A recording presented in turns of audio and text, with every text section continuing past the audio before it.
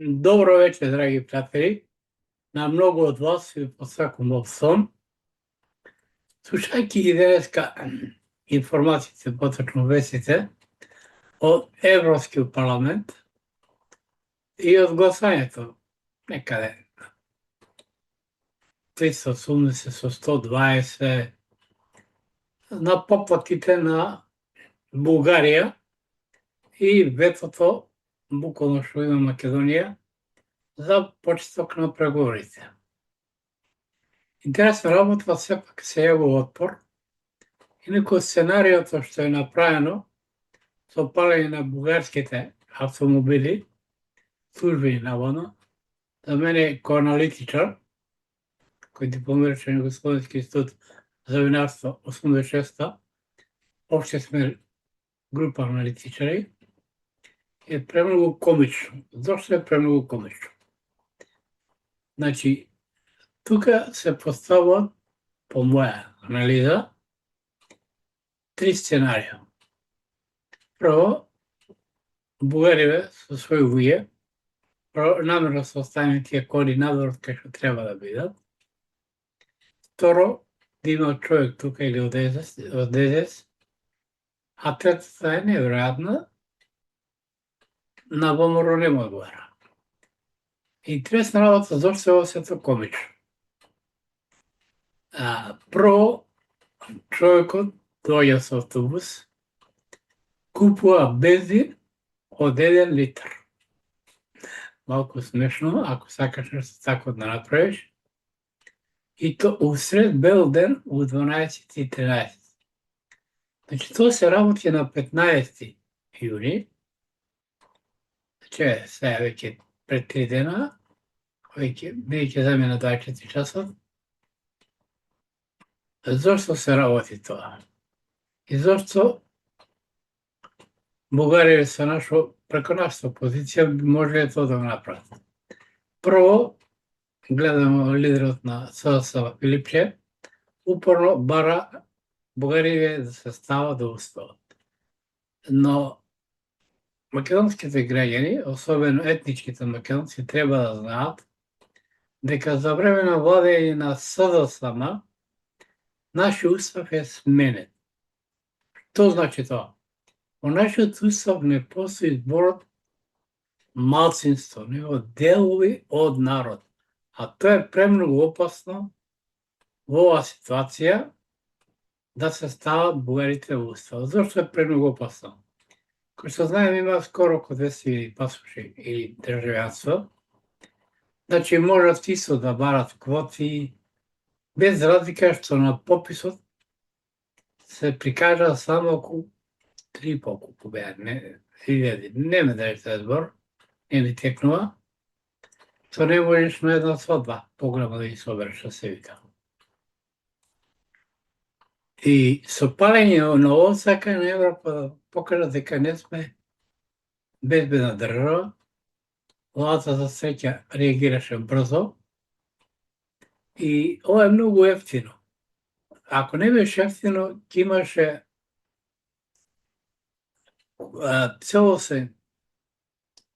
целосно гласање во Европската унија, не може да имаат поделени гласови. Инаку, јас лично никош не сум бил за Европската унија, па ни за НАТО, ја ќе кажам причина зашто, особено не во Европската унија. Значи, сите земји што влегува во Европската унија, влегува во должничко робство. Земете Хрватска, која пред 5-6 години должеше $60 милиарди. Хрватска се иселија повеќе од Германија. Ви гледате дека постојано од Хрватска барат работници од Македонија, особено во времето на одморите. Словенија исто така е, на 40 милиарди тогаш беше, се не знам колку е точно. Значи, влегување во Европската унија, што значи? Кој што сега мора да издвојуваме за НАТО, исто така и ќе мора да издвојуваме за Европската унија. Втора работа. Со влегување во Европската унија, кај нас уништено земјоделието, што е страшна работа, а многу од вас не знаат дека за време на османското робство, значи, скоро 2/3 од потребите на Османското царство се произведуваше во Македонија, барем за храна. Македонија е таква земја која може по 2 рода годишно да дава. Значи, една владата би им препорачал големо внимание да обрнат на увозот на храна, која е кошта над милијарда годишно, значи треба да се престане со увозот и да се наменат средства кон земјоделие и владата треба да направи една работа, да формира агенции своји, особено за откуп на тутун, ориз, оно што е стратешко. Ја само ќе ве потсетам за една работа, многу од вас то не знаат. Ќе сум роден во Кочански дел, поточно во Зрновци, и некоја сум во Србија, Скопје, така да, секаде помалку. По татко сум Велешенец, татко ми Велешенец, но сакам да ви кажам дека за време на СФРЈ, оризот од Македонија, поточно Кочански дел, нешто имаш Ципско и Велешко, задоволуваше 80% од Југославија, кој имаше 22 милиона жители. Тој ориз, тоа сеќавам крски ни ги вика, ни вика што нема вода, кај што има вода, ги претвара луѓето во ориз од 1 хектар или 10 декари, ги викат кај нас, се изражаваше семејство, чак се купува и автомобили. Значи, оризот треба да биде стратешки производ, тутунот, а Југославија, например, од изводот на тутунот, најмногу добиваше девизи. Ови го кажам кој новина, кој го памтам тоа време, и кој пишува многу за тоа. Значи, владата не треба толку да бара инвестиции надвиш, нормално дека треба, ама не во секакви и се. Значи, треба да се сврати кон храната, поточно кон земјоделието, обнова, формирање агенции, не секој да откупува, него државата, и да ги излезат. Тука се и парите. Значи, девизите, кои би доаѓале, а на работа треба да знаат дека во една земја, ако има доволно храна, значи стомакот ако ти е полн, нема социјален проблем. Значи, храната ако е ефтина, кој секој може да набави и да е полн.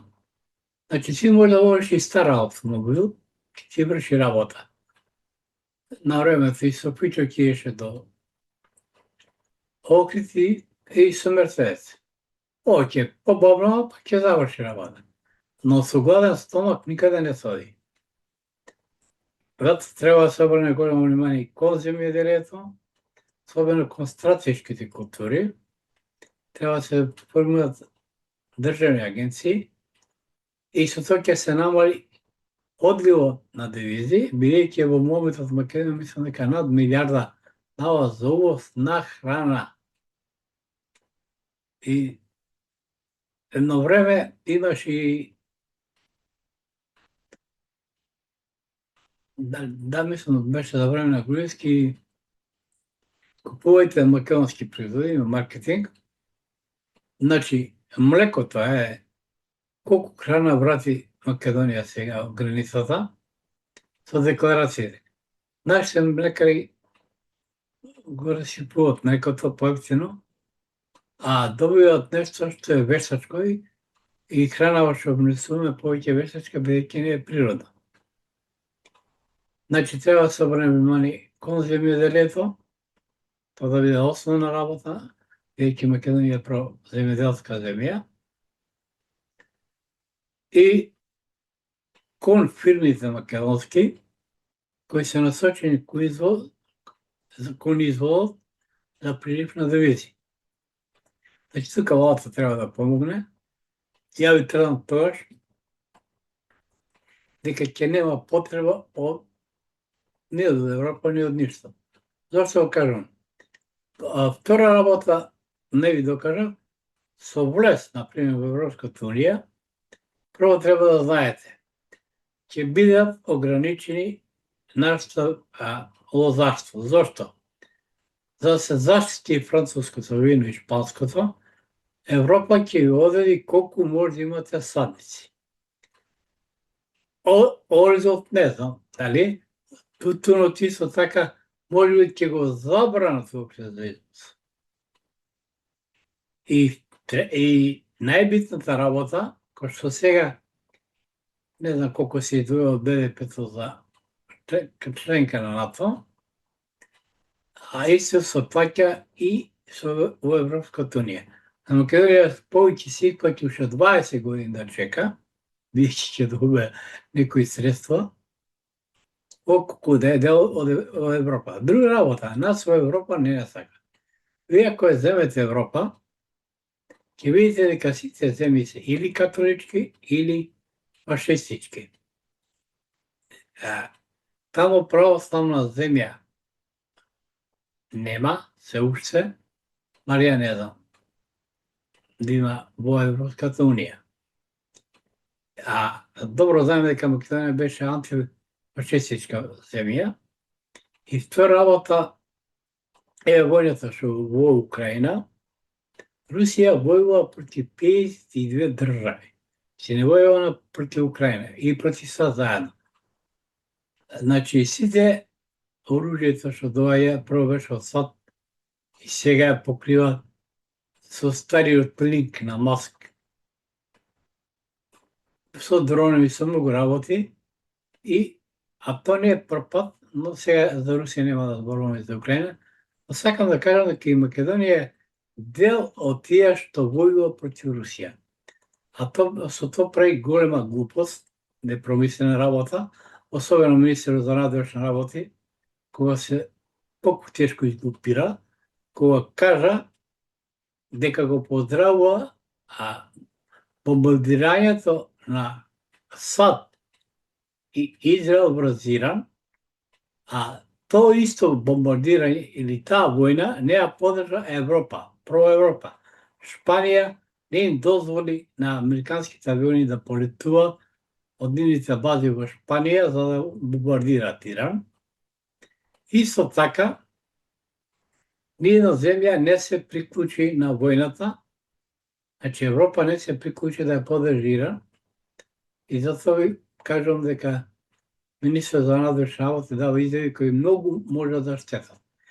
Втора работа, Европската унија во еден голем економски колапс, гледате Германија 4-та година во рецесија, се затварат фабрики, се отпуштат работници, полека сака да се ослободат од имигрантите.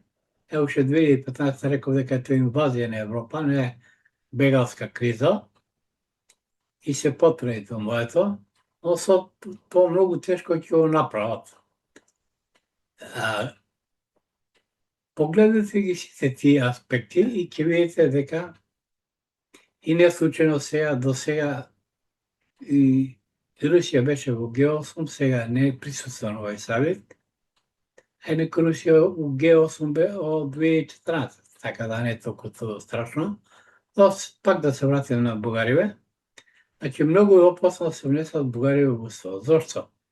Бидејќи за време на СДСМ уставот е сменет и место малцинства во нашиот устав постои делови на народ.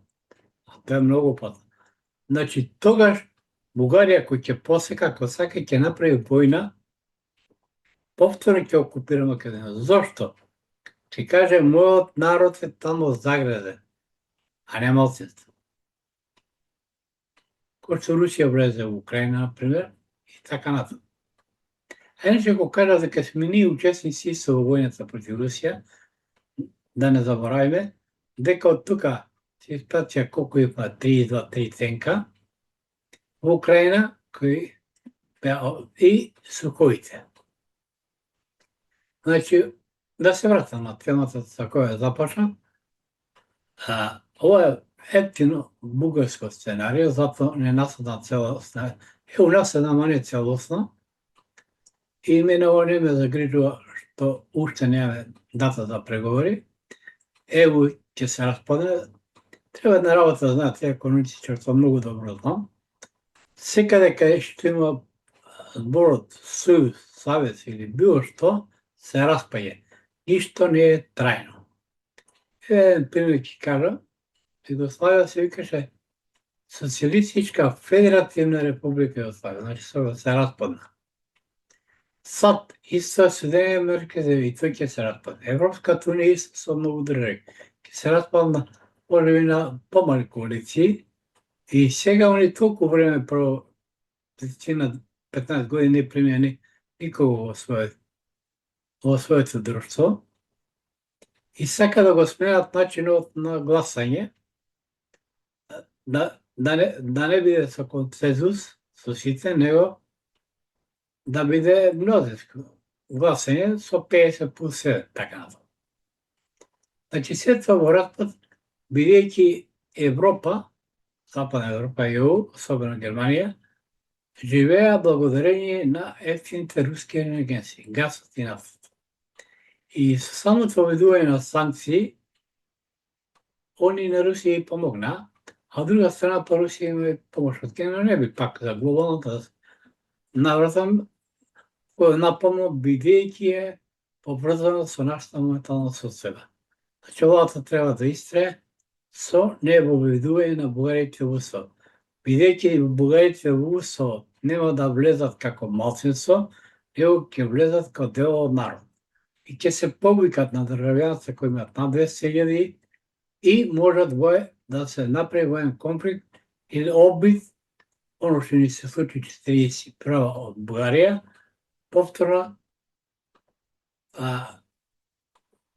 напад, да се објави капитулација на Македонија, да доведе до воен конфликт. И затоа е многу опасно во овој момент под било какви услови Бугарија да се внесува во уставот на Македонија. Бидејќи македонски устав дека не се смени и најдите делови и народ да се направат повторно малцинства, било кој малцинство, било кога да внесеш, тоа е дел од народ, значи не е малцинство. Да беше малцинство, сосема друго прашање беше. И не случајно, Заев сами си кажуваше дека дедо му бил кмет, дека сам си избишал фашистички окупатор, а интересна работа нити е Заев етнички македонец, нити е пак Филипче, и договорите што ги подпишавме до сега или било што тоа, менување на знаме, тоа не го направи ни еден етнички македонец кој лидер на некоја партија или собрање. Драги пријатели, ви посакувам убав сон, а владата и советот ви ја поддржувам и понатаму за опција на тоа за не внесување на Бугарија во уставот, особено по одлука на ЕУ. Добар сон со Македонија и со Запад напред.